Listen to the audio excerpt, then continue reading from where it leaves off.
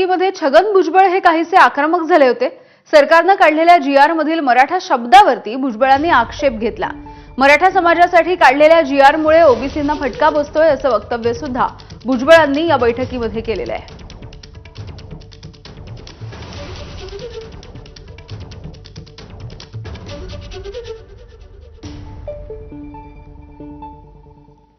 तर मंत्री छगन भुजबळ यांचा काहीतरी गैरसमज झाला असेल तर भेटून दूर करू असं वक्तव्य विखे पाटील यांनी केलंय।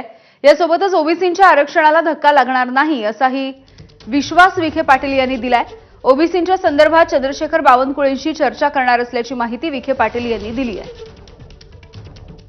आता त्यांनी सांगत आलोय की माननीय भुजबळ साहेब ज्येष्ठ नेते आहेत, तर त्यांच्या मनात काही दुराग्रह असेल, काही शंका असेल तर मी स्वतः त्यांना भेटून त्यांचा तो गैरसमज दूर करायला तयार आहे। शेवटी सरकारची पहिल्यापासून भूमिका आहे की कुठेही ओबीसीच्या आरक्षणाला धक्का लागणार नाही।